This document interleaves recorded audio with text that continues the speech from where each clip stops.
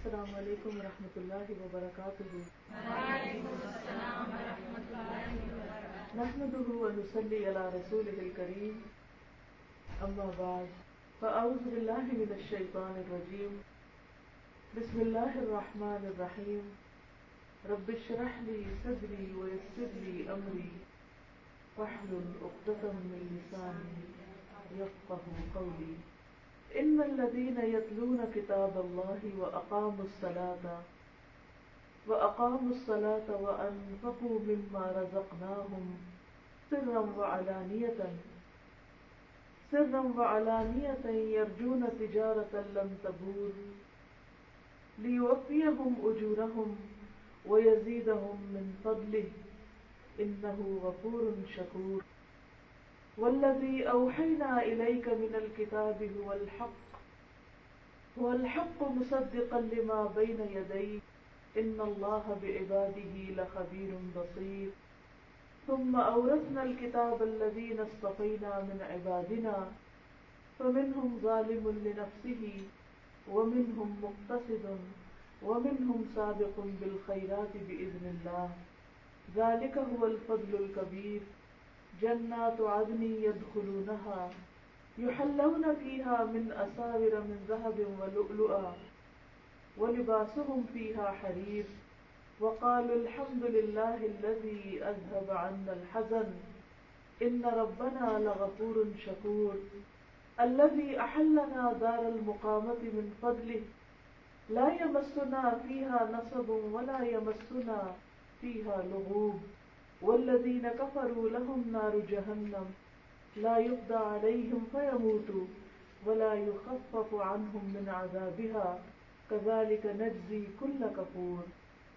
وهم يصطرخون فيها ربنا أخرجنا نعمل صالحا غير الذي كنا نعمل أولم نعمركم ما يتذكر فيه من تذكر وجاءكم النذير فذوقوا فما للظالمين من نصير۔ ان اللہ عالم غیب السماوات والارض انہ علیم بذات الصدور۔ صدق اللہ العظیم۔ شروع کرتی ہوں اللہ کے نام سے جو بے انتہا مہربان نہایت رحم فرمانے والا ہے۔ اللہ سبحانہ وتعالیٰ نے یہ دنیا بنائی اور اس میں ہمیں بھیجا۔ ہم سے پہلے بہت کچھ موجود تھا، یہ آسمان و زمین بنائے جا چکے تھے، زمین کے اوپر جتنی چیزیں ہمیں نظر آتی ہیں یہ سب بھی موجود تھی، اور پھر اس کے بعد انسان کو بھیجا گیا، یعنی ایک طرح سے آخری چیز جو تھی وہ انسان تھی، اور اللہ کی ساری مخلوق میں سے بہترین چیز جس نے آ کر اللہ کی بنائی ہوئی چیزوں کو دیکھا، جانا، سمجھا، بوجھا، استعمال کیا۔ آپ سوچئے کہ اگر دنیا میں سب کچھ ہوتا لیکن انسان نہ ہوتے تو کیا ہوتا؟ اس دنیا کا نقشہ بالکل کچھ اور ہوتا۔ یہ ساری چیزیں جو بھی اللہ نے بنائی ہیں اللہ کی فرما برداری کر رہی ہیں، اللہ نے اپنی عبادت کے لیے فرشتوں کو بھی پیدا کیا ہے، لیکن انسان کو بھیج کر اللہ نے اس سے دو چیزیں چاہی، ایک تو یہ کہ وہ اس کی عبادت کرے، اور دوسرے یہ کہ ان چیزوں کو جو اللہ نے انسان کے لیے بنائی تھی ان کا صحیح استعمال کرے۔ اب آپ دیکھیے کہ اللہ کی عبادت ہر انسان پر لازم ہے، ہاں کوئی کالا ہے یا گورا ہے، کوئی بھی ہے۔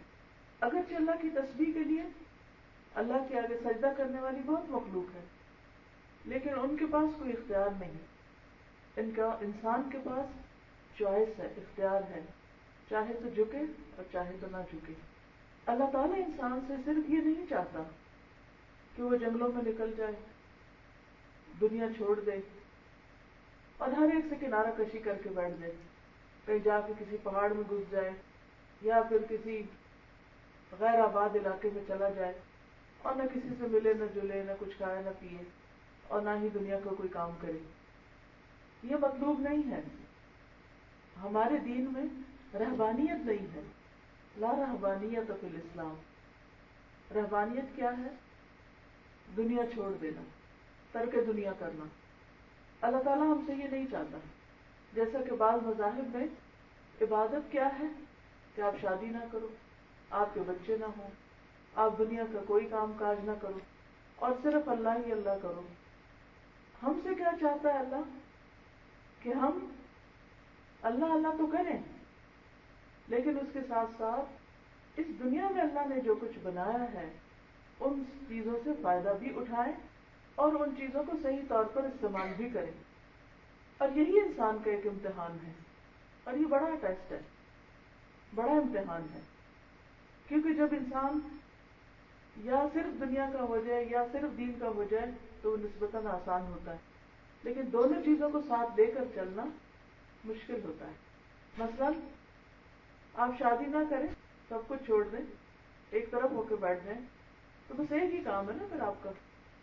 لیکن اگر آپ شادی کرتے ہیں، آپ کے بچے ہوتے ہیں، تو پھر شوہر کا بھی حق ہے، بچوں کا بھی حق ہے، اور پھر شادی صرف دو لوگوں کی نہیں ہوتی، اس کے ساتھ دو فیملیز ہوتی ہیں، دو خاندان ہوتے ہیں، اور پھر ان خاندانوں سے مزید آگے خاندان بنتے ہیں۔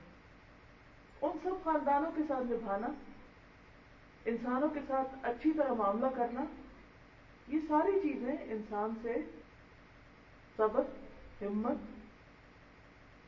اور سمجھ بوجھ چاہتی ہیں۔ جو انسان اس دنیا میں رہتے ہوئے رشتوں کو بھی نبھائے اور دوسری طرف اللہ کی عبادت بھی کرے، وہی انسان بہترین انسان ہے۔ اسی لیے ہم دیکھتے ہیں کہ جنت میں لے جانے والے کام، اگر مثلا میں آپ سے پوچھوں کہ جنت میں لے جانے والے کام کیا ہیں تو آپ کیا کہیں گے؟ جی کون کون سے جنت میں لے جانے والے کام؟ نیک اعمال۔ مثلا نیک اعمال کون سے ہیں؟ 5 وقت کی نماز، اور والدین کے حقوق، اولاد کے حقوق، اور رشتہ داروں کے حقوق۔ جی اب میں آپ کو بتاتی ہوں کہ حدیث کی روح سے جنت میں لے جانے والے کام کیا ہیں۔ مالک بن مرثد اپنے باپ سے روایت کرتے ہیں، ابو ذر نے کہا، میں نے کہا اے اللہ کے رسول صلی اللہ علیہ وسلم، کون سی چیز بندے کو آگ سے نجات دلاتی؟ فرمایا اللہ پر ایمان لانا۔ انڈرسٹوڈ ہے کہ اللہ نے جب ہمیں پیدا اپنے لیے کیا تو سب سے پہلا کام بندے پر کیا ہے؟ کہ اللہ کو مانے۔ میں نے کہا کہ ایمان کے ساتھ عمل بھی ضروری ہے، کچھ کرنا بھی ہوگا۔ آپ نے فرمایا اللہ نے اس کو جو رزق دیا ہے وہ اس میں سے دے، اللہ نے اس کو جو رزق دیا ہے وہ اس میں سے دے۔ اب اس میں سے دینے کے لیے جیسے قرآن مجید میں آتا ہے وَمِمَّا رَزَقْنَاهُمْ يُنْفِقُونَ، اس میں سے دینے کے لیے کیا کرنا ہوگا؟ پہلا کام کیا ہے؟ رزق کمانا، حلال طریقے سے رزق حاصل کرنا، کیونکہ اگر آپ رزق کماتے نہیں تو خرچ کہاں سے کریں گے؟ تو صدقہ کرنا جو ہے وہ جنت میں لے جانے والے کاموں میں سے ہے۔ انہوں نے کہا کہ اے اللہ کے رسول صلی اللہ علیہ وسلم، اگر وہ فقیر ہو پھر کیا کرے؟ تو کیا اس کے لیے جنت نہیں؟ یعنی اگر وہ دینے کی طاقت نہیں رکھتا، فقیر ہے انسان، تو آپ نے فرمایا وہ نیکی کا حکم دے اور برائی سے منع کرے، یعنی زبان سے صدقہ کرے۔ اس کے لیے کیا کرنا ہوگا؟ نیکی کا حکم دینے کے لیے اور برائی سے روکنے کے لیے سب سے پہلے تو یہ پتا ہو کہ نیکی ہے کیا جس کا آپ دوسرے کو حکم دے رہے ہیں، اور کس چیز کا نام برائی ہے جس سے آپ لوگوں کو روک رہے ہیں۔ یہ علم ہونا بڑا ضروری ہے، اور پھر صرف علم کافی نہیں، اس کے لیے ضروری ہے کہ آپ عمل بھی کریں، عمل کرنا بھی ضروری ہے۔ اب آپ دیکھیے کہ اگر آپ عمل نہیں کرتے تو آپ کسی کو بتانے کے قابل نہیں رہتے، بتانا مشکل ہو جاتا ہے، تو پھر کیا ہوتا ہے؟ تو پھر کیا کرنا ہوگا؟ عمل کرنا ہوگا۔ اگر آپ عمل کریں گے تو پھر ہی آپ کسی کو منع کر سکیں گے۔ تو ابو ذر کہتے ہیں میں نے کہا اے اللہ کے رسول صلی اللہ علیہ وسلم، اگر وہ عاجز ہو، نیکی کا حکم دینے اور برائی سے منع کرنے کی طاقت نہیں رکھتا، کیونکہ بعض اوقات آپ کے پاس علم بھی ہوتا ہے، آپ عمل بھی کر رہے ہوتے ہیں، لیکن کسی کو بتانا بڑا مشکل لگتا ہے۔ ہوتا ہے آپ کے ساتھ کبھی؟ خاص طور پر یہاں، ٹھیک ہے، ہر جگہ ہی، اپنے ملک میں وہاں بھی ہر جگہ مشکل ہوتا ہے کہ اگر کوئی برائی کر رہا ہو تو اس کو سمجھانا، اس کو بتانا، یہ بھی ایک مشکل کام ہوتا ہے. تو پھر کیا ہوا کہ انہوں نے یہ بھی پوچھ لیا. کتنا احسان ہے ابو ذر کا کہ انہوں نے ایسے سوال کیے کہ جس سے ہماری سہولت ہو گئی اور ہمیں نیکی کرنے کے جنت میں لے جانے والے مختلف کام پتہ چل گئے. تو آپ صلی اللہ علیہ وسلم نے فرمایا کہ پھر وہ مظلوم کی مدد کرے. یعنی اگر وہ جاہل ہے، اسے خود کچھ پتا نہیں، تو کسی ایسے شخص کی مدد کرے جس پر ظلم ہو رہا ہو. میں نے کہا کہ اگر وہ ضعیف ہو، کمزور ہو، کیونکہ مظلوم کی مدد کرنے کے لیے بڑی ہمت چاہیے ہوتی ہے. کتنے لوگ ایسے ہیں جن کے بارے میں آپ دیکھتے ہیں کہ ان پہ ظلم ہو رہا ہے لیکن آپ کچھ نہیں کر سکتے. مثلا بعض اوقات عورتوں پر گھر میں ظلم ہو رہا ہوتا ہے، شوہر کی طرف سے یا ساس کی طرف سے یا کسی اور کی طرف سے، اور آپ دیکھ رہے ہوتے ہیں لیکن آپ اپنے بھائی کے سامنے، اپنی ماں کے سامنے زبان نہیں کھول سکتے، کیونکہ اگر آپ نے زبان کھولی تو آپ کو بھی چلتا کریں گے. تو اس صورت میں آپ خاموش رہتے ہیں، کمزور ہیں. خصوصاً عورتیں جو ہیں وہ کافی کمزور ہوتی ہیں اس معاملے میں، مظلوم کی مدد کرنے میں. اسی طرح بعض اوقات جسمانی طاقت ہو بھی انسان کے پاس تو دلی طاقت نہیں ہوتی، ہمت نہیں پڑتی، اور انسان دل کی بات دل میں ہی رہ جاتی ہے اس کے. تو انہوں نے کہا کہ اگر کوئی شخص یہ بھی نہ کر سکے تو آپ نے فرمایا تو اپنے بھائی میں کوئی بھلائی نہیں چھوڑنا چاہتا. یعنی تجھے کوئی ایسا ہی شخص ملا جس میں کچھ بھی نہیں وہ نہیں کر سکتا. میں نے کہا اللہ کے رسول صلی اللہ علیہ وسلم، اچھا جب کسی نے ایسا کیا تو وہ جنت میں داخل ہو گیا. آپ نے فرمایا جب کوئی مسلمان ان خوبیوں میں سے کسی ایک خوبی کو اپنائے گا تو وہ اس کو ہاتھ سے پکڑ کر جنت میں لے جائے گی. یعنی یہ ان چیزوں میں سے جب کوئی کام کرے گا تو وہ کام اس کو کھینچے گا کہ آؤ جنت میں، تم یہ کام کرنے والے تھے. تو اس سے کیا پتہ چلتا ہے کہ انسان کے لیے ضروری ہے کہ وہ اپنی ہمت، اپنی استطاعت، اپنی طاقت کے مطابق کچھ نہ کچھ کام ایسے کرے کہ جن سے وہ اللہ کو راضی کرے. اب اس کے لیے کس چیز کی ضرورت ہوتی؟ دو چیزیں چاہیے ہوتی ہیں. ایک ہوتا ہے علم اور ایک ہوتا ہے علم پر عمل کرنے کا جذبہ، موٹیویشن. بہت دفعہ آپ کے پاس علم ہوتا ہے، آپ جانتے ہوتے ہیں، لیکن موٹیویشن نہیں ہوتی کہ آپ اس علم پر عمل کریں یا آپ اس علم کو دوسروں کے سامنے پیش کریں یا ان کی مدد کریں کسی بھی طرح. اس کے لیے آپ کو کوئی ایسا انجیکشن چاہیے ہوتا ہے طاقت کا، یا ایسی چیز چاہیے ہوتی ہے کہ جو آپ کو جسے کہتے ہیں نا کیپ گوئنگ، کہ آپ اس سے چلتے رہیں. اب آپ دیکھیے کہ عموماً ہمیں انکریج کرتی ہے لوگوں کی تعریف اور ڈسکریج کرتی ہے لوگوں کی تنقید. اب اگر کوئی تعریف کر دے تو ہم چل پڑتے ہیں، اور ذرا سی راستے میں کوئی رکاوٹ آئے تو ہم بیٹھ جاتے ہیں، کام نہیں کر سکتے. تو کوئی ایسی چیز چاہیے کہ جس کا احساس اور جس سے ملنے والی طاقت انسان کو چلتا رکھے، اور وہ اللہ کی کتاب ہے. جب کسی کا کنیکشن اس کے ساتھ جڑ جاتا ہے اور مضبوط طریقے پر جڑتا ہے اور صحیح طریقے پر جڑتا ہے، تو آپ سمجھیے کہ جیسے آپ کا کنیکشن کسی پاور ہاؤس کے ساتھ جڑ گیا. یہ لائٹ اس وقت جو جل رہی ہے یہ جل نہیں سکتی تھی اگر اس کا کنیکشن پاور ہاؤس کے ساتھ نہ ہو.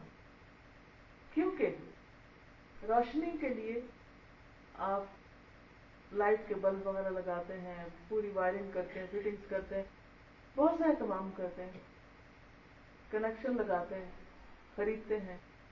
لیکن اگر آپ اس کو آن نہیں کرتے، کنیکٹ نہیں کرتے، تو کیا ہوتا ہے؟ آپ اندھیرے میں رہتے ہیں.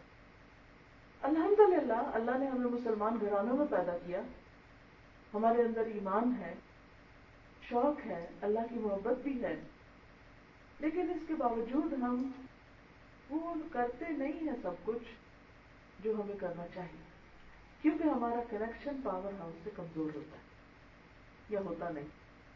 جب آپ اللہ تعالیٰ کی کتاب پڑھنا شروع کر دیتے ہیں اور اس کو سمجھنے لگتے ہیں، اور سمجھنا صرف اتنا نہیں ہوتا کہ آپ اس کو بس پڑھ کے ترجمہ آ گیا آپ کو، بلکہ اس میں غور و فکر کرتے ہیں، دوسروں کے ساتھ ڈسکس کرتے ہیں اور اس کو ڈے ٹو ڈے لائف سے ریلیٹ کرتے ہیں۔ جب آپ ایسا کرنے لگتے ہیں تو پھر کیا ہوتا ہے، وہ چیز آپ کی آنکھیں کھلنے لگتی، آپ کو روشنی ملنے لگتی، آپ کو عمل کے طریقے آنے لگتے ہیں، کیونکہ علم حاصل کرنے کے بعد بھی عمل کے طریقے جاننا اور اس کو لائف کے ساتھ ریلیٹ کرنا یہ بے حد ضروری ہوتا ہے۔ اس لیے پہلا کرنے کا کام تو کیا ہے کہ ہم ہر قیمت پر کوئی نہ کوئی طریقہ ایسا اختیار کریں کہ ریگولر بیسس پر قرآن مجید کے ساتھ ہمارا تعلق رہے اور سمجھنے والا تعلق رہے، جس سے ہمارے دلوں کے اندر روشنی آئے اور پھر ہم اس روشنی سے دوسروں کو بھی منور کر سکیں۔ کچھ چراغ ہوتے ہیں، کچھ لائٹ ہوتی ہے، جیسے عام طور پہ کہتے ہیں نا زیرو کا بلب، تو اس میں آپ کیا کر سکتے ہیں، صرف محدود چیزیں دیکھتے ہیں، تھوڑی سی دیکھتے ہیں، لیکن کچھ روشنیاں ایسے ہوتی ہیں کہ جو آپ کو چھوٹے چھوٹے باریک داغ بھی دکھا دیتی ہیں۔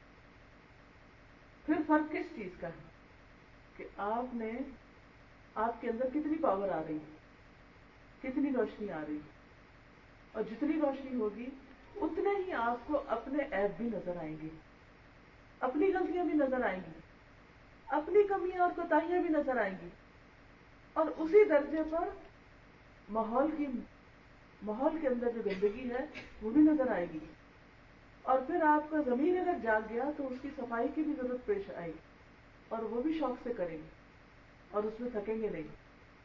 آپ دیکھیں کہ جب ہماری نگاہ کمزور ہوتی، مثلا اگر میں اینک اتار دوں تو مجھے ہر چیز صاف لگتی، مجھے لگتا سب کچھ ٹھیک ہے، لیکن جب میں اینک لگاتی ہوں تو مجھے بہت ساری ایسی چیزیں نظر آتی ہیں کہ جو اس کے بغیر نہیں آتی، ہے نا فرق، واضح فرق ہے نا۔ بالکل اسی طرح جب ہم قرآن مجید پڑھتے ہیں تو ہمارے دل کے اندر روشنی آتی، وہ بصیرت کو تیز کرتی، صرف بصارت نہیں، بصیرت کو تیز کرتی، وہ اس اینک سے زیادہ تیز روشنی آپ کو دکھاتی ہے اور باریک چیزیں دکھاتی، پھر آپ کو وہ چیزیں نظر آنے لگتی ہیں جو اس سے پہلے کبھی نظر نہیں آئی تھی، آپ کو وہ غلطیاں سمجھ آنے لگتی ہیں جو اس سے پہلے کبھی اس طرف توجہ ہی نہیں گئی تھی، اور پھر جب اللہ سے ہم ہدایت مانگتے ہیں اور توفیق مانگتے ہیں تو پھر اللہ تعالیٰ عمل کی بھی توفیق دے دیتا ہے، کیونکہ قرآن پاک ایسی کتاب ہے کہ جو صرف انسان کو یہ نہیں بتاتی کہ صحیح کیا اور غلط کیا ہے، وہ ساتھ وہ جذبہ بھی دیتی، موٹیویشن دیتی، وہ آپ کو چین سے بیٹھنے نہیں دیتی، وہ آپ کو اٹھا دیتی کہ اب کچھ کرو۔ یہ ہے اس طرح سر عمل کی کتاب، اس میں وہ حکم جن میں عمل لکھا ہوا کہ یہ کرو وہ تو ہے ہی، لیکن اس کے ساتھ زیادہ تر وہ حصہ ہے کہ جو آپ کو یہ بتاتا ہے کہ کیسے کرو اور اٹھو اور کچھ کرو، اور اس کا ریوارڈ کتنا زیادہ ہے۔ لیکن اگر ہم یہ سمجھتے ہیں کہ پاور ہاؤس سے کنیکٹ ہوئے بغیر ہمارے بلب روشن ہو جائیں گے تو یہ ہم اپنے آپ کو دھوکہ دے رہے ہیں، اور اگر ہم یہ سمجھتے ہیں کہ اینک کے بغیر ہمیں اپنے اور دوسروں کے داغ دھبے نظر آ رہے ہیں تو یہ بھی غلط فہمی ہے، کیونکہ دیکھنے کے لیے دو روشنیاں چاہیے ہوتی ہیں، ایک باہر کی روشنی اور ایک اندر کی روشنی۔ اگر باہر کی روشنی نہ ہو تب بھی بات نہیں بنتی، اور اگر اندر کی روشنی نہ ہو تب بھی بات نہیں بنتی۔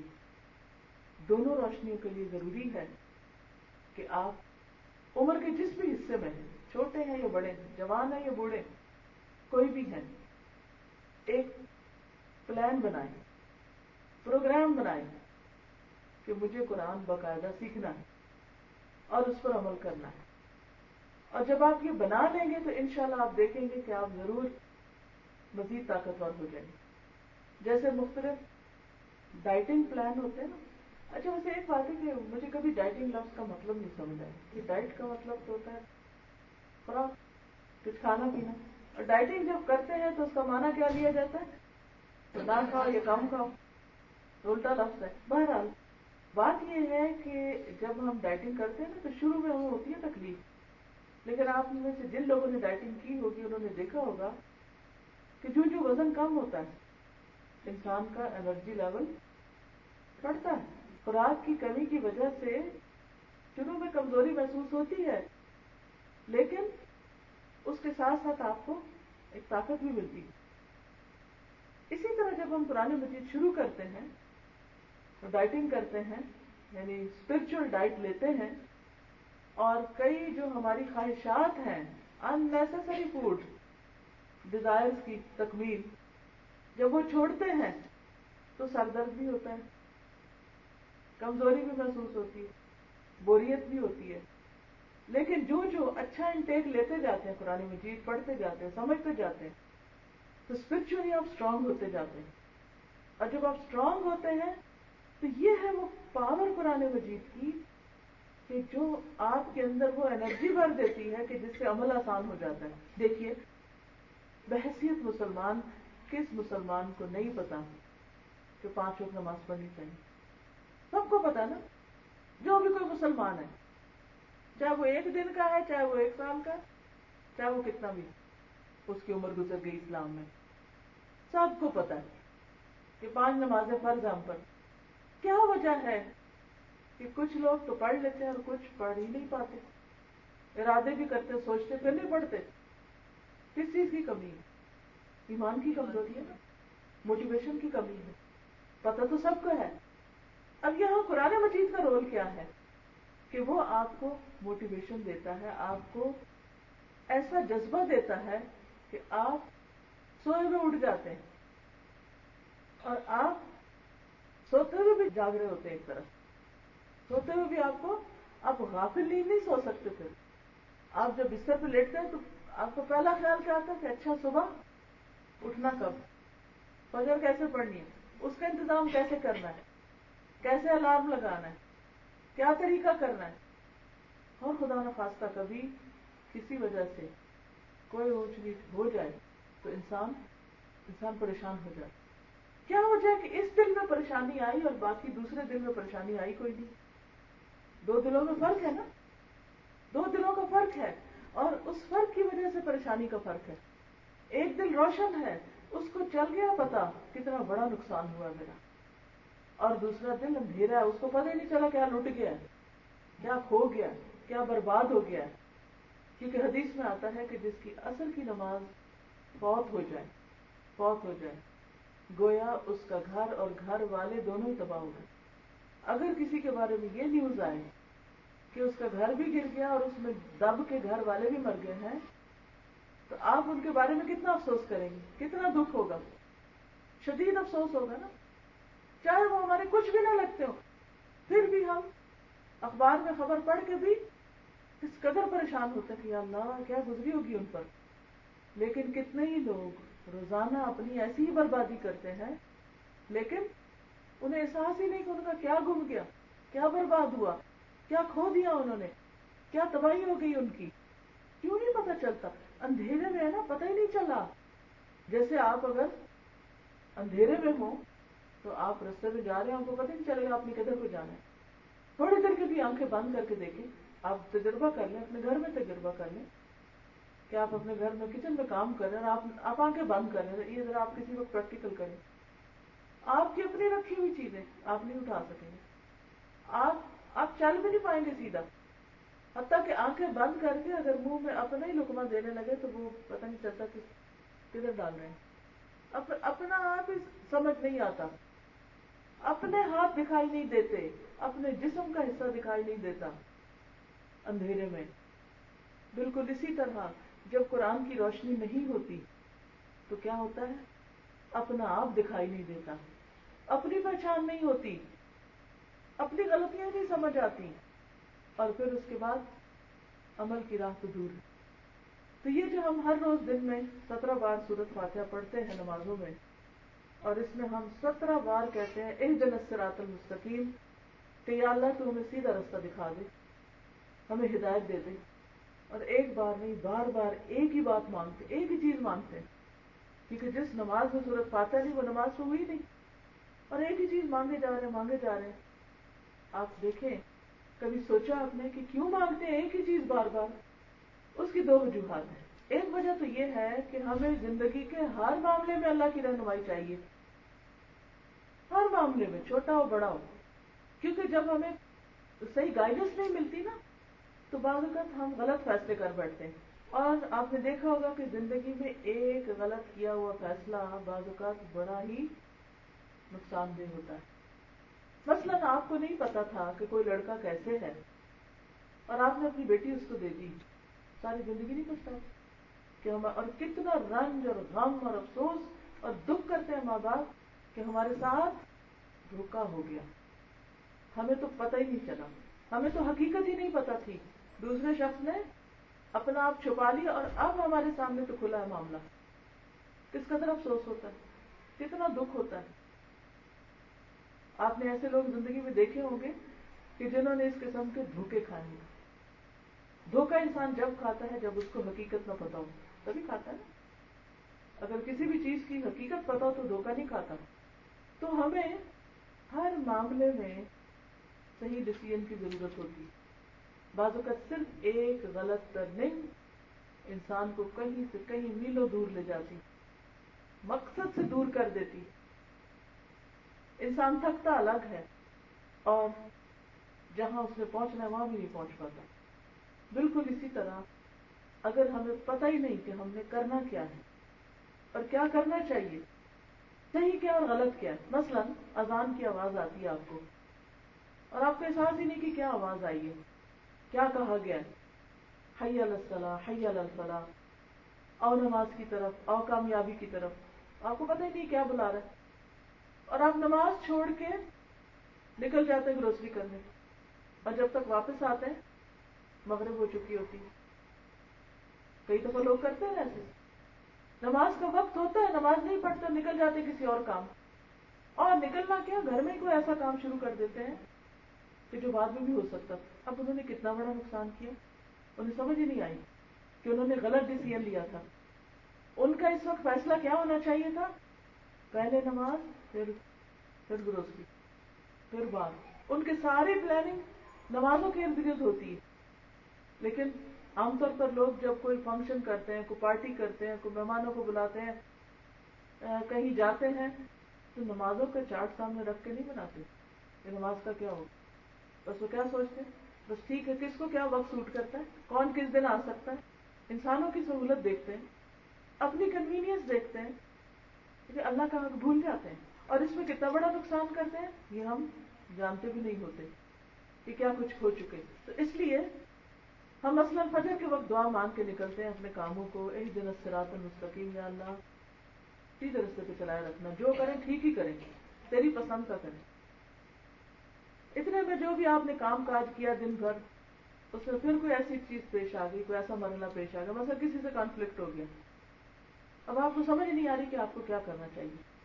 پھر آپ ظہر پڑھتے ہیں، پھر آپ کہتے ہیں اہدنا الصراط المستقیم، اللہ مجھے سیدھا رستہ دکھا. کس چیز میں؟ یہ جو میرا فلاں کے ساتھ کانفلکٹ ہو گیا نا، اب مجھے اس میں کیا طرز عمل اختیار کرنا چاہیے، اب مجھے آپ بتا. پھر آپ نکلتے ہیں کہ شاپنگ کو، کوئی آپ نے کچھ خرید و فروخت کرنی، اب کوئی آپ کو کوئی مشورہ دے رہا ہے، کوئی آپ کو کوئی مشورہ دے رہا ہے، اب آپ ڈیسیژن ہی نہیں لے پا رہے، کنفیوز ہیں، پریشان. نماز کا وقت آتا ہے، آپ کہتے ہیں اہدنا الصراط المستقیم، یا اللہ مجھے سیدھا رستہ دے.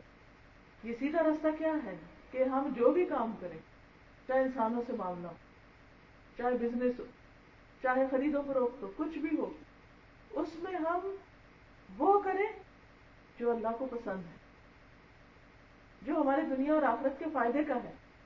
ہم ایسے قدم نہ اٹھائیں، ہم بھول نہ جائیں، ہم بھٹک نہ جائیں کہ جن کاموں کو کر کے ہم نقصان اٹھائیں. دوسرا فائدہ اس دعا کے مانگنے کا کہ ہدایت دو طرح کی ہوتی ہے، ایک ہوتی ہے ہدایت ارشاد اور ایک ہوتی ہے ہدایت توفیق. ہدایت ارشاد ہوتی ہے ہدایت علم، کہ علم مل جائے انسان کو، علم کی روشنی، کہ پتہ چل جائے ٹھیک کیا اور غلط کیا ہے. اب کئی دفعہ پتہ چل جاتا ہے ٹھیک کیا اور غلط کیا ہے، لیکن ٹھیک کرنے کی توفیق ہی کوئی نہیں. اسی لیے آپ نے دیکھا ہوگا کہ بہت سے لوگ قرآن پڑھتے ہیں پڑھاتے ہیں لیکن ان کے عمل قرآن کے مطابق نہیں بدلتے. کہاں کمی ہے؟ کس چیز کی کمی ہے؟ انہوں نے آدھی چیز پائی آدھی نہیں پائی. کیا پایا؟ علم تو پا لیا لیکن عمل کی توفیق نہیں ہوئی. تو یہ جب ہم مانگتے ہیں نا دعا اہدنا الصراط المستقیم کہ اللہ ہم کو سیدھا رستہ دکھا، تو مثلا کیا مانگ رہے ہوتے ہیں کہ اللہ وہ دل میں تو ہمیں ہے کہ کیا کرنا چاہیے لیکن ہمیں توفیق بھی دے دے کہ ہم نے کرنا کیا ہے. جو ہمیں کرنا ہے وہ ہم کر سکیں، کرنا کیا تو پتہ چل گیا، لیکن جو ہمیں کرنا چاہیے وہ ہم کر جائیں، وہ ہو جائے. اب دیکھیں کئی دفعہ بچوں کو پتا ہوتا ہے ایگزام ہے، آپ انہیں بار بار یاد دلاتے تمہارا امتحان ہے، پڑھو پڑھو پڑھو، پڑھتے کبھی ادھر نکل جائیں گے کبھی ادھر نکل جائیں گے. امتحان ان کا ہے اور بخار آپ کو ہے. کیا فرق ہے؟ ان کو کیوں نہیں بخار چڑھا، آپ کو کیوں چڑھ گیا؟ ان کو پتا نہیں کہ وہ کیا نقصان کر رہے ہیں، ان کو نہیں پتا. اور ہمیں تھوڑا سا پتا ہے نا کہ انہوں نے نہیں پڑھا تو یہ کتنے دھکے کھائیں گے اور ان کو کتنی تکلیف ہوگی. اور باپ کے مقابلے میں بھی ماں کو زیادہ تب چڑھتی کہ ماں ہے نا، ماں کی محبت باپ کی محبت سے زیادہ ہوتی ہے. وہ بچے کو دکھی نہیں دیکھ سکتی، وہ بچے کو پریشان نہیں دیکھ سکتی. دونوں کے رویے میں بڑا فرق ہوتا ہے. اچھا اللہ تعالیٰ ہم سے کتنا پیار کرتے ہیں 70 ماں سے بڑھ کر. کیا وہ نہیں چاہے گا کہ میرا بندہ سیدھے راستے پہ چلے، ٹھیک کام کرے، وہ کرے جو اس کی دنیا بھی سنوارے اور اس کی آخرت بھی سنوارے؟ اس سے بڑھ کر ہمیں کوئی پیار کرنے والا نہیں، اس سے بڑھ کر کوئی ہمیں راستہ دکھانے والا نہیں، اس سے بڑھ کر کوئی ہمارا خیر خواہ نہیں. لہذا اگر ہم ساری دنیا کی سنتے رہیں لیکن اللہ کی نہ سنیں تو اس میں اپنا ہی نقصان ہے. اس لیے بہت ضروری ہے کہ ہم میں سے جو لوگ قرآن کے ساتھ نہیں جڑے، یعنی ابھی پڑھنا شروع نہیں کیا، وہ کسی نہ کسی طرح، چاہے ہفتے میں 1 دن، چاہے مہینے میں 1 دن، 2 ہفتے میں 1 دن، ہفتے میں 2 دن، ہفتے میں 3 دن، 4 دن، 5 دن، جیسے تیسے جو بھی ہو کہیں نہ کہیں پڑھنا شروع کر دیں. اگر ناظرہ ٹھیک نہیں اس کو ٹھیک کرنا شروع، اس کی بھی برکت ہے، ایک حرف پڑھنے کی 10 نیکیاں، اور پھر اس کو سمجھنا بھی شروع کر دیں، تھوڑا تھوڑا کر دیں. اچھا کوئی چیز ہوتی ہے نا وہ روکے ہوئے ہوتی ہے، اچھا آج کریں گے، کل کریں گے، اگلے ہفتے کریں گے، پھر کریں گے، اچھا کریں گے، اگلا سال تو آئے ذرا، پھر تو ضرور کریں گے، بچے ذرا اسکول چلے جانا، ابھی تو سمر ٹائم ہے ابھی نہیں، پھر کریں گے. بہت سے بہانے کرتے ہیں ہم، لیکن سچ پوچھے تو کرنا پھر بھی نہیں جب تک اللہ توفیق نہ دے. تو اللہ سے توفیق مانگے. اور ایک چیز یہ ہے کہ مثلا اپنے آپ سے کہیں کہ مثلا ہفتے میں 1 گھنٹے یا 2 گھنٹے میں سب سے ہی غائب ہوں، میں کسی کی بھی کچھ نہیں، بس میں نے اپنے پڑھنا ہے اپنا. تو اللہ تعالیٰ آپ کو 2 گھنٹے دے دے گا. نہ آپ کا کھانا پکنا رکے گا، نہ ملاقات، کچھ بھی نہیں ختم ہوگا، سب کچھ چلے گا. بس صرف 2 گھنٹے وہ نکال لیں، 2 دن نکالیں، 1 دن، 2 ہفتہ اتوار، 2 دن مثلا سیٹرڈے سنڈے، یا کوئی بھی جو آپ کو سوٹ کرتے، اس میں اتنا ٹائم بس کہیں کہ بس میں جا رہی ہوں، میں پڑھ رہی ہوں. جہاں لوگ پڑھتے ہیں آپ بھی جا کے شامل ہو جائیں، کسی سے طریقہ پوچھیں، ایک پلان بنائیں. جب تک ایک پلان نہیں بنائیں گے اس وقت تک آپ کر نہیں سکتے. میں خود کو اپنے آپ کا حساب کرتی رہتی ہوں کہ جیسے کسی کام میں مجھے کوئی کام میں نے کرنا ہوتا بڑا ضروری ہے تو کر نہیں پاتی تو میں سوچتی ہوں اچھا فلانا کام کیسے کیا تھا، میں نے اپنے آپ سے حساب کرتی ہوں فلاں کیسے کیا تھا، اچھا اس کے لیے میں نے یہ کیا تھا. مثلا اگر اس وقت میں یہاں نہ آتی تو میں گھر میں ہوتی تو کچھ نہ کچھ چھوٹا موٹا کر رہی ہوتی، کچھ انسان لگا ہی رہتا ہے نا کچھ نہ کچھ. اور میں زیادہ نسرین کو کہہ دیتی کہ بھئی میں تو مصروف ہوں، اور ہوں مصروف، یہ نہیں کہ پا رہی ہوں، لیکن جب ٹائم نکالا، سوچا، ارادہ کیا، نیت کی تو اللہ نے بھی توفیق دے دی اور یہ وقت آپ کے ساتھ گزارنے کا موقع مل جائے. ورنہ نہیں آ سکتی. مشکل ضرور ہوتا ہے، ہمت کرنی پڑتی ہے، لیکن ہو سکتا ہے، کچھ بھی ناممکن نہیں. تو اس لیے جن لوگوں نے ابھی تک پڑھنا نہیں شروع کیا وہ تو پڑھنے کا کوئی طریقہ سوچیں، اور جنہوں نے پڑھنا شروع کر دیا وہ اپنے لیے کیا مانگے کہ یا اللہ اس کو آسان کر دے اور ہمیں عمل کی توفیق دے دے، عمل کرنا آسان کر دے، کہ جو لفظ بھی پڑھیں اس پر ہم عمل کرنے والے بنیں. کیونکہ یہ جو علم اور عمل کا فاصلہ ہے نا یہ بڑی مشکل سے کم ہوتا ہے. یہ ایسے ہی ڈائٹنگ پلان، جیسے جسم پھیل جائے نا تو پھر اس کو کم کرنا مشکل کام ہوتا ہے اور اس کے لیے بڑے ارادے اور ہمت کی ضرورت ہوتی ہے اور محنت کی ضرورت ہوتی ہے، اور اس کے لیے ہم کہتے ہیں ٹائم نہیں ہے، ٹائم نہیں ہے، ٹائم نہیں ہے، اچھا کر لیں گے، پھر کر لیں گے، اور وہ نہیں ہوتا جب تک کہ واقعی سچا پکا ارادہ نہ کرے، بہانے ڈھونڈتا رہتا ہے انسان۔ تو بہرحال چند آیتیں میں نے آپ کے لیے سلیکٹ کی تھی، تمہید کے بعد میں ان کا مختصر سا ترجمہ اور وضاحت کر دیتی ہوں تاکہ آپ کو یہ پتہ چل جائے کہ اللہ تعالیٰ اس بارے میں کیا فرماتے ہیں۔ اللہ تعالیٰ فرماتے ہیں ان الذین یتلون کتاب اللہ، بے شک وہ لوگ جو اللہ کی کتاب پڑھتے ہیں، اس کی تلاوت کرتے ہیں، اور تلاوت کا اردو میں ہم مطلب صرف قرات لیتے ہیں، راگ لگا کے پڑھنا، جبکہ عربی میں تلاوت جو ہوتی ہے اس میں معنی خود بخود آ جاتا ہے۔ تلا یتلو تلون کا معنی ہوتا ہے کسی چیز کو فالو کرنا، یعنی اس طرح پڑھنا کہ معنی سمجھ میں آئے۔ تو ان الذین یتلون کتاب اللہ قاموا الصلاۃ، وہ لوگ جو اللہ کی کتاب پڑھتے ہیں اور نماز قائم کرتے ہیں، یعنی پہلا کام پڑھنے کے بعد وَأَنفَقُوا مِمَّا رَزَقْنَاهُمْ، اور جو ہم نے ان کو رزق دیا اس میں سے خرچ کرتے ہیں، اپنی ذات پہ بھی، بیوی بچوں پہ بھی، رشتہ داروں پہ بھی، غریبوں پہ، مسکینوں پہ، سرًا وعلانیةً، چھپا کے بھی اور دکھا کے بھی، چھپ چھپ کے بھی، ایک ہاتھ دے اور دوسرے کو پتہ نہ چلے۔ آپ کو پتہ ہے کہ ایسا شخص کتنا مضبوط ہے، اس کا کردار کتنا مضبوط ہے جو چھپا کے صدقہ کرتا ہے، چھپا کے نیکی کرتا ہے، وہ پہاڑوں سے، دریاؤں سے، ہواؤں سے زیادہ مضبوط ہے جو ایک ہاتھ سے دے اور دوسرے کو پتہ نہ چلے۔ اور جو پوچھا گیا تھا نا اللہ تعالیٰ کی مخلوق میں سب سے زیادہ مضبوط چیز کیا ہے، تو شاید کہا گیا کہ پہاڑ، اور پھر پہاڑوں کو توڑنے والی چیز کیا تھی؟ لوہا، اور لوہے کو پگھلانے والی آگ، اور آگ کو بجھانے والا پانی۔ تو اس کا مطلب یہ کہ اس پانی میں باقی چیزوں سے زیادہ طاقت ہے۔ اور اس مثال سے سمجھائی گئی کیا بات کہ وہ شخص جو ایک ہاتھ سے صدقہ کرتا ہے اور دوسرے کو پتہ نہیں چلتا، وہ اس پانی سے بھی زیادہ مضبوط ہے، اس سے بھی زیادہ زبردست انسان ہے، اس کا درجہ اس سے بھی بڑا ہے۔ لیکن ہم میں سے کتنے لوگ ہیں جو کر کے مینشن نہ کریں، اندر رکتی نہیں، کوئی بات کہیں نہ کہیں ضرور ذکر کریں گے کہ ہم نے فلاں کو یہ دیا، ہم نے اس جگہ یہ خرچ کیا، اس جگہ وہ خرچ کیا، وہ اپنے خرچ کرنے کے جو چرچے ہیں۔ تو یہ کمزوری کی علامت ہوتی کہ انسان کرنے کے بعد جتائے۔ تو اس سے اپنے کردار کی مضبوطی کا ہم اندازہ لگا سکتے ہیں۔ تو سر و علانیہ، جو چھپا کے کسی کو خبر نہ ہو، پتہ ہی نہ چلے کہ کس نے کس کے ساتھ کیا کیا، اور وہ وہی کر سکتا ہے جو صرف اللہ کے لیے کرے۔ اور دوسرا کون سا شخص جو علانیہ کون سے کرنے چاہیے؟ جیسے جو فرض درجے کے ہیں، تاکہ آپ دوسرے گواہ ہو کہ آپ نے اپنا فرض ادا کر۔ مثلا وراثت تقسیم کرنی ہے، اب وہ تقسیم ہو رہی ہے، دیا جا رہا ہے مال، تو سب کے سامنے دیا جائے گا نا کہ اس کو یہ حصہ مل گیا، اس کو یہ مل گیا۔ اسی طرح زکوٰۃ ہے تو اس کا ادا کرنا، یا حج کے لیے پیسے جمع کرا رہے ہیں یا کسی کو افطار کر رہے ہیں، تو کچھ چیزیں ایسی ہیں جو دکھائے بغیر ہو نہیں سکتی۔ اس میں دکھاوا کرنا مقصود نہیں ہوتا، لیکن وہ کہیں نہ کہیں دکھ جاتی ہیں۔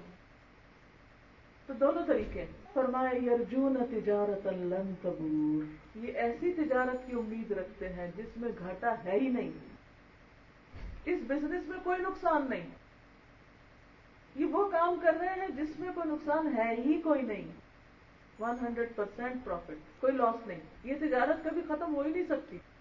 ہوتا نا آپ ایک بزنس شروع کرتے ہیں، بہت اونچا جاتا ہے پھر ختم ہو جاتا ہے، اس لیے نہیں ختم ہونا ہے۔ لیوفیہم اجورہم، تاکہ اللہ ان کو ان کے اجر پورے پورے دے دے۔ اجر کہتے ہیں مزدوری کو، ان کی مزدوریاں پوری دے دے۔ وَيَزِيدَهُم مِّن فَضْلِهِ، اور اپنے فضل سے اور بھی زیادہ دے، صرف مزدوری نہیں، صرف اجر نہیں، صرف اجرت نہیں۔ إِنَّهُ غَفُورٌ شَكُورٌ، بے شک وہ بخشنے والا قدردان ہے۔ وَالَّذِي أَوْحَيْنَا إِلَيْكَ مِنَ الْكِتَابِ هُوَ الْحَقُّ مُصَدِّقًا لِمَا بَيْنَ يَدَيْهِ، اور وہ جو ہم نے آپ کی طرف کتاب میں سے اتارا وہ حق ہے، سچ ہے، یعنی جو کچھ اس کتاب میں وہ کیا ہے؟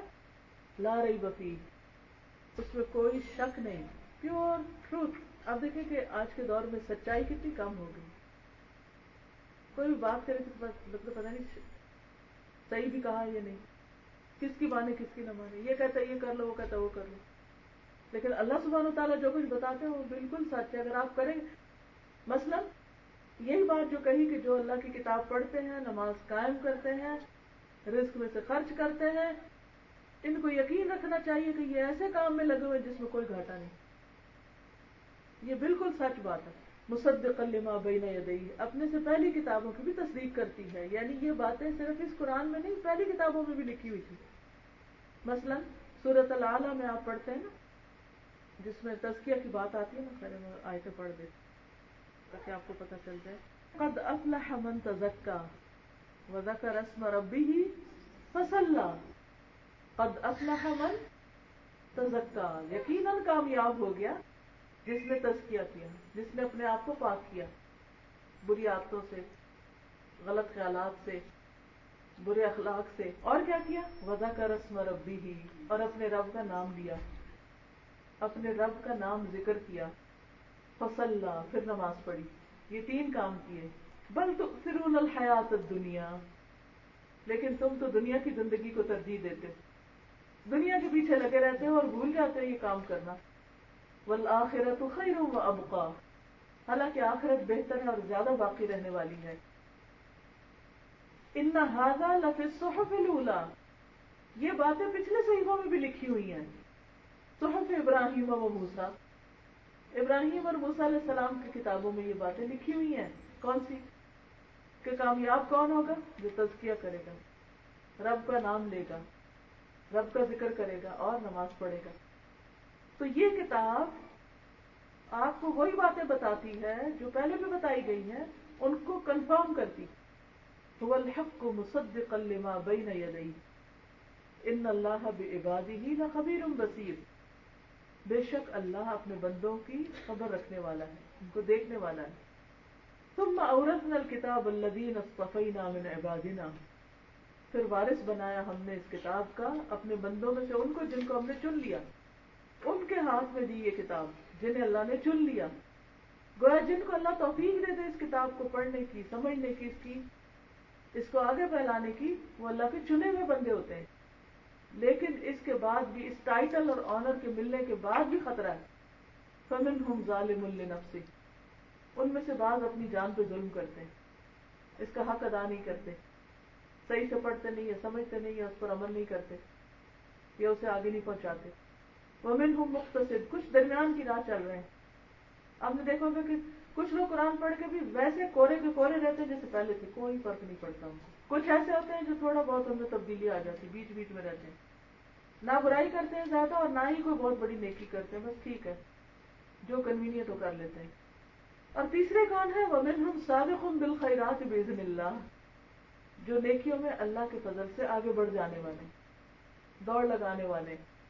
انہیں ادھر سے کام پتہ نہیں چلا ادھر سے دوڑ پڑے، بس وہ انتظار میں رہتے ہیں کوئی حکم ملے ہمیں. اچھا اللہ تعالیٰ اور کیا چاہتے ہیں، اور کیسے راضی کرے اللہ کو، اور کیسے خوش کرے. ذالک هو الفضل الکبیر، یہ ہے بہت بڑا فضل کہ جس کو یہ توفیق ہو جائے کہ جو شوق سے اللہ کی بات سنے اور شوق سے اس پر عمل بھی کرنا چاہے.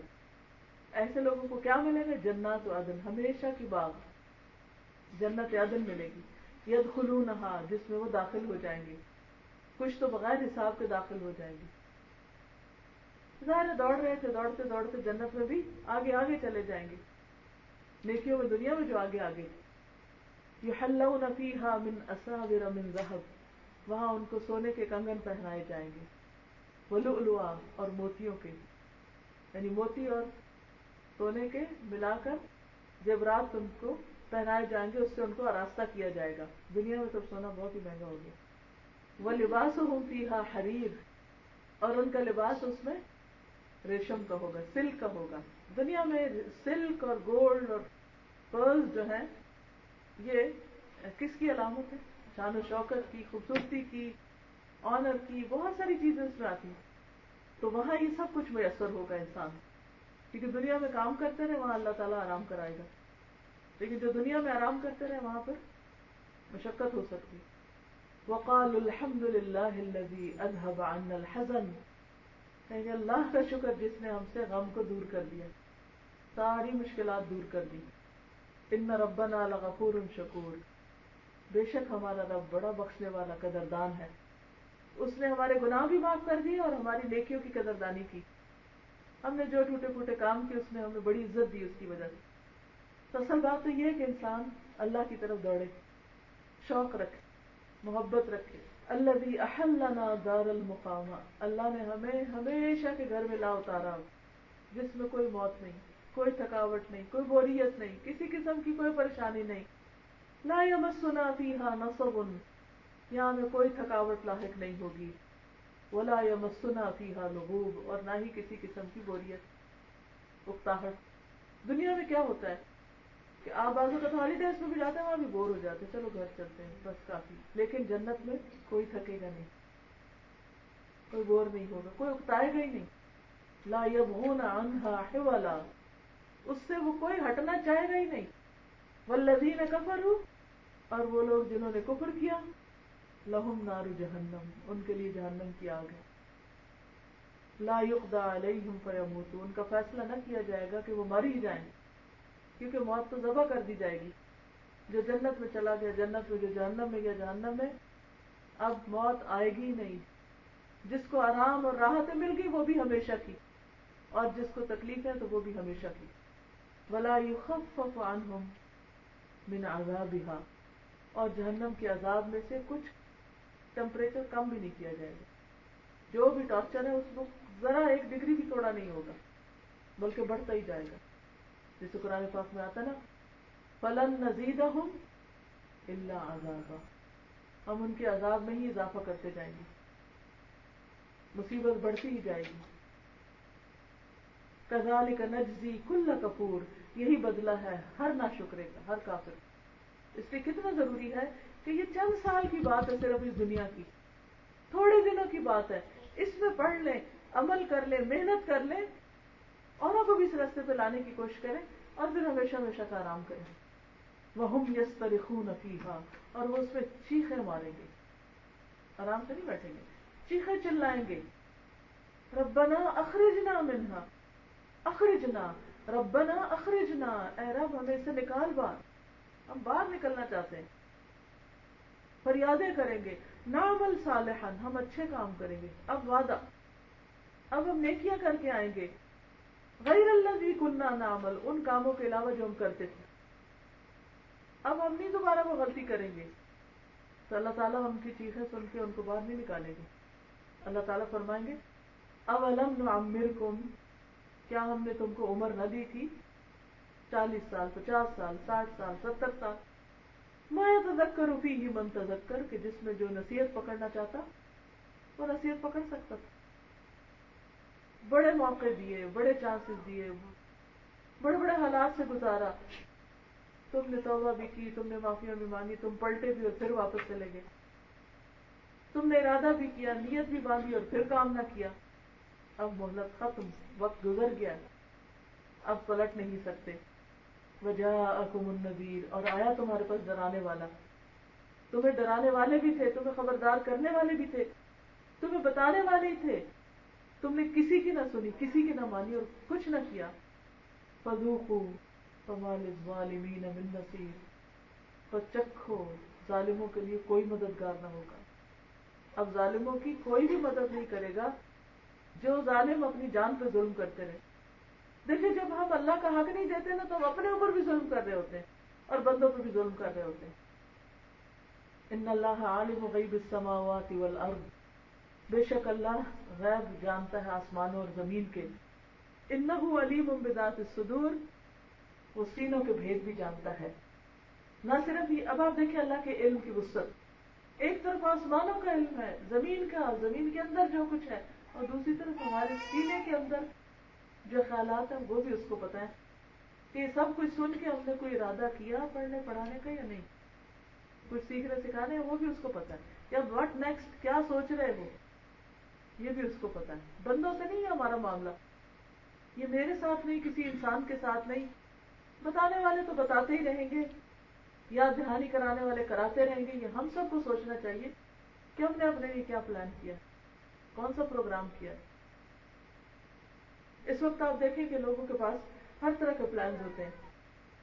کوئی ڈائٹنگ کے پیچھے لگا ہوا، کوئی ایکسرسائز کے پیچھے لگا ہوا ہے، کوئی کچھ اور کمپیوٹر سیکھ رہا ہے، کوئی کچھ سیکھ رہا ہے، کوئی اپنی سرٹیفکیشن کے لیے کیا کیا کر رہا ہے، بھاگ رہے ہیں. باہر نکلے تو صحیح، سڑکوں پہ جگہ نہیں ملتی گاڑی چلانے. کیوں نہیں ملتی جگہ؟ ہر کوئی نکلا وہ دوڑ رہا ہے نا، ہر کوئی کہیں نہ کہیں جا رہا ہے. کہاں جا رہے ہیں؟ کدھر جا رہے ہیں؟ دنیا کے پیچھے، اللہ کے.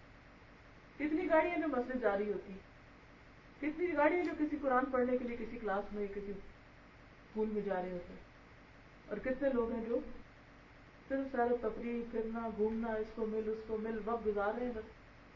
یا دنیا کمانے کے لیے جاتے ہیں، کما لیتے ہیں تو پھر خرچ کرنے، خریدنے چلے جاتے ہیں، خرید لیتے ہیں، تو پھر بنانے سنوارنے لگتے ہیں. جب وہ کر چکتے تو پھر آنے جانے کے سلسلے ہو جاتے ہیں، اور دین اور اللہ کی بات اور عبادت سب پیچھے رہ جاتا ہے.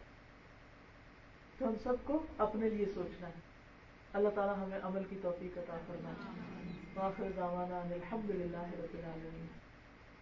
سبحانك اللهم وبحمدك نشهد ان لا اله الا انت نستغفرك ونتوب الیک. ایک کتاب ہے فضائل قرآن مجید، پتہ نہیں ہے یا نہیں، لیکن اگر کہیں سے ملے تو یہ ضرور پڑھیے. اس میں سے میں ایک چیز آپ کو پڑھ کے سنانا چاہ رہی تھی کہ صحابہ کرام کے اندر کیسا کیسا شوق تھا قرآن پڑھنے کا. حضرت عبداللہ بن مسعود جو تھے، ایمان لانے کے بعد سفر میں، حضر میں سائے کی طرح حضور صلی اللہ علیہ وسلم کے ساتھ لگے رہتے. جیسے سایہ ہوتا نا، پیچھا نہیں چھوڑتے. کبھی آپ نے بچپن میں کھیل کھیلا جب ہم کہتے ہیں کہ ہم بھاگ جائیں اپنے سائے سے، اور لیکن وہ پیچھے ہی آتا ہے، تو سائے کی طرح لگے رہتے تھے اور قرآن مجید سیکھنے میں گہری دلچسپی لیتے. ایک رات دوران نماز اونچی آواز میں تلاوت کر رہے تھے. نبی صلی اللہ علیہ وسلم مسجد تشریف لائے، کھڑے ہو کر تلاوت سنتے رہے. پھر صحابہ کی طرف متوجہ ہو کر فرمایا، جسے یہ بات پسند ہو کہ وہ قرآن مجید کو اسی لہجے میں پڑھے جس میں نازل ہوا ہے، تو عبداللہ بن مسعود کی قرات کا انداز اپنائے. یعنی یہ کلوزسٹ ہے قرآن پڑھنے میں. عبداللہ بن مسعود اپنے بارے میں فرماتے تھے، اللہ کی قسم جس کے علاوہ کوئی دوسرا الہ نہیں، اسی کے فضل و کرم سے مجھے قرآن مجید کی ہر آیت کے بارے میں علم ہے، وہ کہاں نازل ہوئی، اس کا شان نزول کیا ہے. جب مجھے پتہ چلتا کہ فلاں شخص قرآن مجید کے بارے میں مجھ سے زیادہ معلومات رکھتا ہے تو میں اس کی خدمت میں حاضر ہو کر علم حاصل کرنے کی کوشش کرتا، وہیں پہنچ جاتا. حالانکہ وہ خود حضور صلی اللہ علیہ وسلم کے ساتھ رہے، لیکن پھر بھی مزید سیکھتے تھے. عبداللہ بن عمر کے بارے میں آتا ہے کہ قرآن مجید حفظ کرنے کے بعد رات بھر میں سارا قرآن ختم کر لیتے. نبی صلی اللہ علیہ وسلم نے انہیں فرمایا، مجھے ڈر ہے تمہاری عمر لمبی ہوگی اور عمر بھر پابندی کرنی مشکل ہوگی، لہذا مہینے میں ایک بار قرآن ختم کیا کرو، کیونکہ بوڑھے ہو کر یہ نہیں کر سکو گے. تو اللہ تعالیٰ کو وہ عمل پسند ہے جو مسلسل کیا جائے. میں نے عرض کیا، یا رسول اللہ میں اس سے زیادہ طاقت رکھتا ہوں. فرمایا اچھا 10 دن میں ختم کرو. کہا نہیں میں اس سے زیادہ طاقت رکھتا ہوں. اچھا، کہا اچھا 7 دن میں کر لو. کہا میں اس سے زیادہ کر سکتا ہوں. تو آپ نے مزید کم کرنے کی اجازت نہ دی. ہم میں سے کتنے لوگ ہیں جو 7 دن میں قرآن مکمل کرتے ہیں؟ پورا شہر چھان مارے، ہمارے پاس وقت ہی نہیں پڑھنے کا. اکرمہ ایمان لانے کے بعد دن رات قرآن کی تلاوت میں مشغول رہتے. قرآن مجید اپنے چہرے پہ رکھ لیتے اور فرماتے، میرے رب کی کتاب، میرے رب کا کلام، اور پھر اللہ کے ڈر سے رونے لگتے کہ اتنی بڑی نعمت، اتنی بڑی دولت، اور ہماری کتاب تو دور ہی رکھی رہتی ہے، اداس ہی رہتی ہوگی. کب آتا ہے وہ آتا ہے، کب اس کو فرصت ملتی ہے دنیا کے سارے کاموں سے کہ میری طرف بھی کسی وقت متوجہ ہو جائے. اسی طرح اسید بن حضیر ہیں، رات کی تنہائی میں خوبصورتی سے قرآن پڑھنا شروع کر دیتے. ایک رات تلاوت کر رہے تھے کہ آسمان سے روشن قندیلیں اترتی ہوئی نظر آئیں. جب حضور صلی اللہ علیہ وسلم کو بتایا تو آپ نے فرمایا، یہ فرشتے تھے جو تمہاری تلاوت سننے کے لیے آسمان سے نازل ہوئے. اگر تم روکتے نہ اور پڑھتے رہتے تو بالکل قریب آ جاتے اور تم اپنی آنکھوں سے ان کو دیکھ بھی سکتے تھے. تو بہرحال اس میں بہت سارے اور واقعات بھی ہیں. میں ریکمینڈ کروں گی کہ کتاب پڑھیں. اس کے علاوہ جن آیات کی میں نے تلاوت کی ہے ان کی کیسٹ بھی ہے، نفع مند تجارت. اس میں نے بہت ڈیٹیل کے ساتھ ان آیتوں کو ایکسپلین کیا. آپ وہ بھی لیکچر سن سکتے ہیں، انٹرنیٹ سے سن سکتے ہیں، C D, I don't know کون سی کیسٹس کی بکس یہاں پر آئی ہوئی ہیں. لیکن یہ ہے کہ انشاءاللہ تعالیٰ جب آپ سننا شروع کریں گے، خود پڑھنا شروع کریں گے، آپ کے اندر وہ روشنی آئے گی، وہ موٹیویشن آئے گی کہ کسی کو آپ کو آ کے اٹھانا نہیں پڑے گا کہ کچھ کرو. آپ کا اپنا دل چاہے گا، بلکہ آپ دوسروں کو بتانے والے ہو جائیں گے انشاءاللہ. وآخر دعوانا الحمدللہ رب العالمین. یہ ہے سب کے پاس مسنون دعائیں. یہ ایسا ہے کہ اس میں قرآن مجید کی اور مسنون دعائیں ہیں.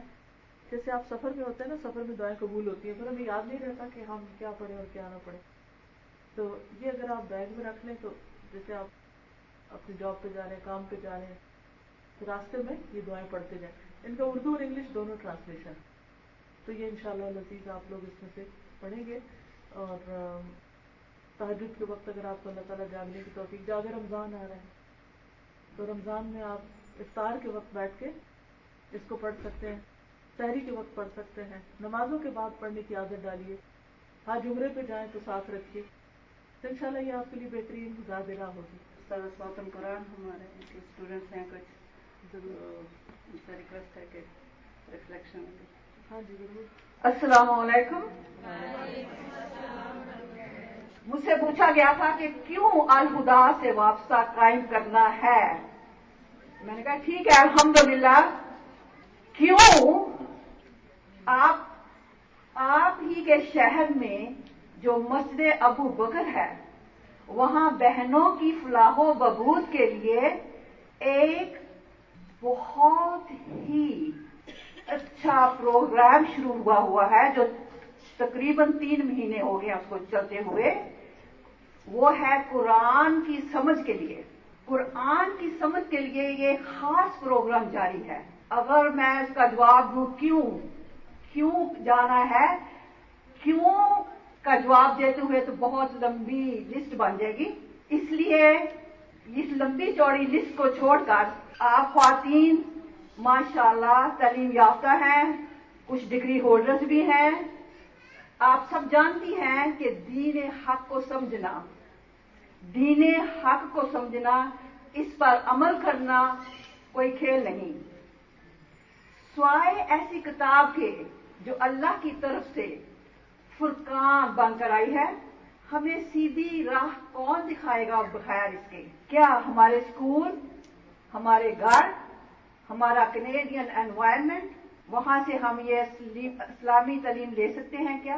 اس کو مد نظر رکھتے ہوئے میں نے یہ کورس، اللہ کی رحمت ہوئی تو میں نے کہا جی نسرین صاحبہ میں بھی آ رہی ہوں، پلیز مجھے بھی لے لیجیے آپ. کیونکہ میں جانتی ہوں کہ بوند بوند دریا بڑھتا ہے.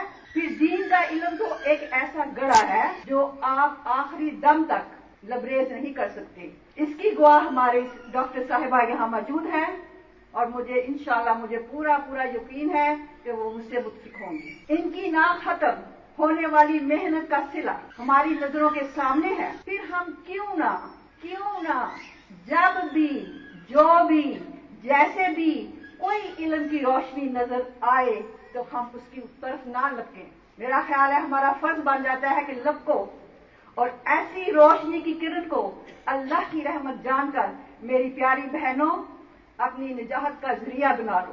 یہی ایک روشنی ہے جو تمہیں انشاءاللہ جنت میں پہنچائے گی. اور ویسے بھی تو دین کا علم حاصل کرنا ہمارا فرض ہے. ماشاءاللہ یہاں تمہارے گھر میں الہدا کا دروازہ کھلا ہے، تو کیوں نہ آپ بہنیں اس دروازے سے داخل ہوں. اپنی ہی زبان میں، اردو زبان میں ڈاکٹر صاحبہ کی تفسیر ملتی ہے جو دل میں گاڑ بنائے کہیں نہیں جاتی.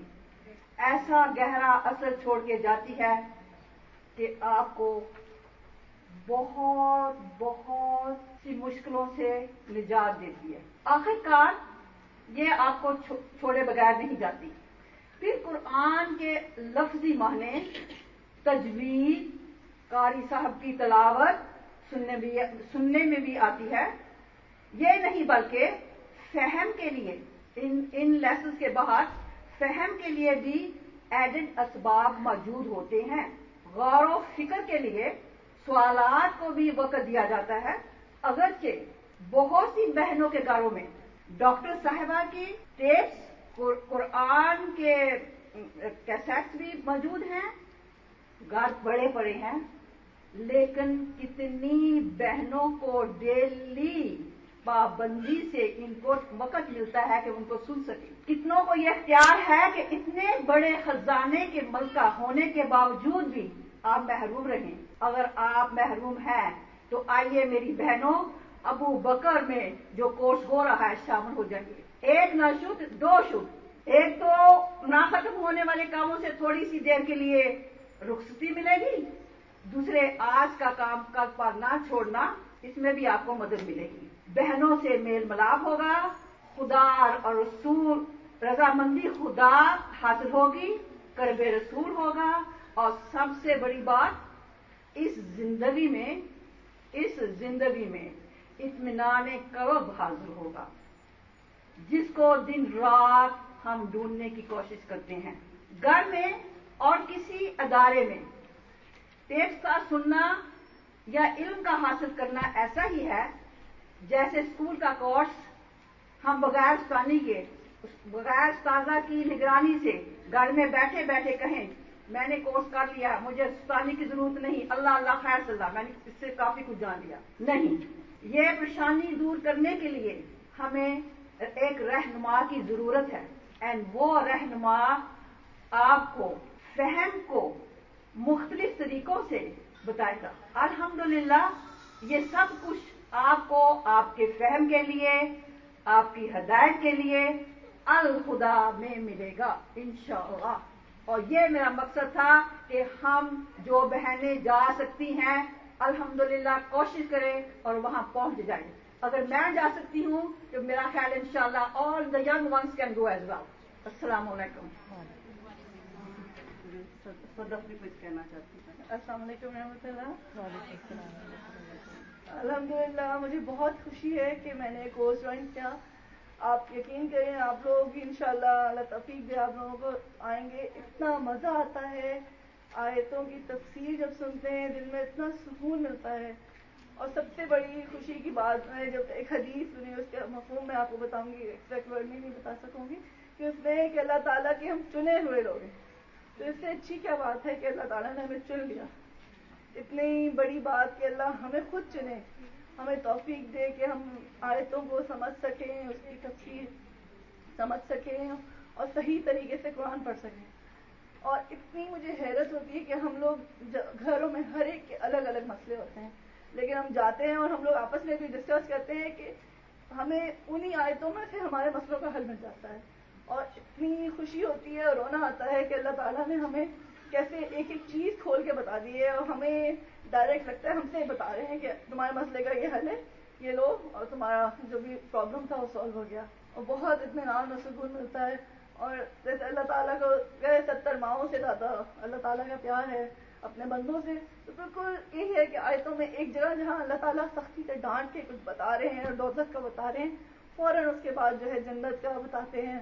اور اتنا دل چاہتا ہے کہ واقعی جہاں پہ ہم تھوڑی سی مشکلیں دنیا میں ہم نے کرنی ہیں اس کو عبور کرنے کے لیے ہم جو ہے جہاں جنت کے باغ ملیں گے اور جو چیزیں ہیں، بہت دل میں سکون ملتا ہے اور بہت اچھا لگتا ہے کہ ہم اس راہ پہ چل پڑے ہیں. اللہ تعالیٰ ہمیں صحیح اس پہ عمل کرنے کی توفیق دے، اور انشاءاللہ تعالیٰ ہم سب کو توفیق. آپ کے بچے کتنے کیا عمر ہے؟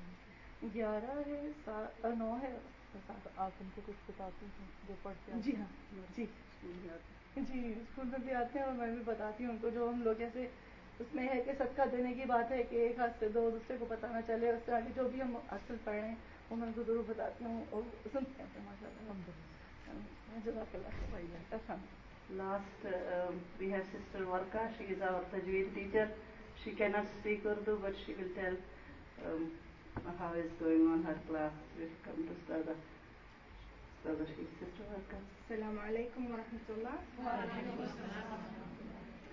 I'm Arabic woman, and I studied rules of Tajweed and Tilawa, Quran Kareem in Egypt. And I'm very, very happy to help any people here.